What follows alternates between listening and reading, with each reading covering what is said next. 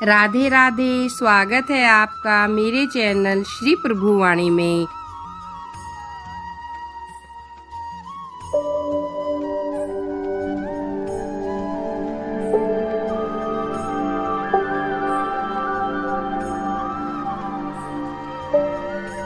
भक्तों, आज हम श्रावण मास के 19वें अध्याय का श्रवण करेंगे। इसमें हम जानेंगे एकादशी व द्वादशी व्रत के विषय में। भगवान शिव ने सनत कुमार से कहा, हे सनत कुमार, अब मैं आपको बताता हूँ श्रावण मास के दोनों पक्षों में क्या क्या करना चाहिए। अभी तक यह व्रत मैंने किसी अन्य को नहीं कहा, क्योंकि यह अत्यंत गोपनीय, महान पुण्य देने वाला, पाप नाशक तथा मनोवांछित फल देने वाला है। यह व्रत सर्वश्रेष्ठ व सर्व पाप नाशक है। दशमी के दिन प्रातः काल स्नान व संध्या आदि से पवित्र होकर किसी वेद वेता जितेंद्रिय ब्राह्मण का पूजन करके विष्णु जी का षोडशोपचार विधि से पूजन करें और यह प्रार्थना करें कि हे प्रभु, मैंने कल निराहार रहकर एकादशी का व्रत करूंगा, आप मेरी रक्षा करें। उस दिन गुरुदेव अग्नि के समीप नियम करके पृथ्वी पर शयन करें। काम क्रोध का त्याग कर एकादशी के दिन प्रातःकाल भगवान केशव में मन लगाकर प्रति क्षण चलते फिरते, उठते बैठते, खाते पीते, कोई भी कार्य करते हुए भगवान श्रीधर के नाम का जाप अवश्य करें। झूठे व पाखंडी लोगों से बातचीत ना करें। इन सब नियमों का पालन करने से यह व्रत मोक्ष रूपी फलदायक और दोपहर के बाद जलाशय आदि पर जाकर स्वच्छ जल से स्नान करें। श्री सूर्य नारायण को प्रणाम करें। शरीर को स्वच्छ व निर्मल करके विष्णु भगवान की शरण में जाकर अपने आचार विचारों को पवित्र करके भगवान का गुणगान करें। घर जाकर श्रद्धा भक्ति पूर्वक पुष्प दीप नैवेद्य आदि से भगवान का पूजन करें।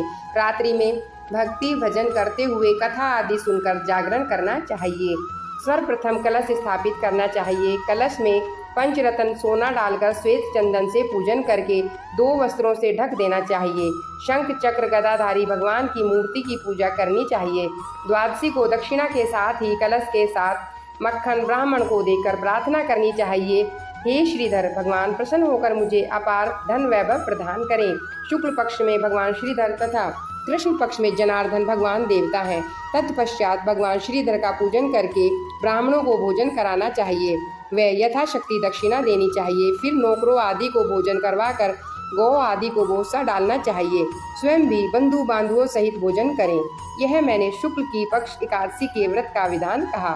केवल इनके नाम का अंतर है। शुक्ल पक्ष में भगवान श्रीधर प्रसन्न होते हैं और कृष्ण पक्ष में भगवान जनार्दन प्रसन्न होते हैं, ऐसा कहना चाहिए। हे विप्रिय, इन दोनों एकादशियों के व्रत का वर्णन मैंने आपसे किया।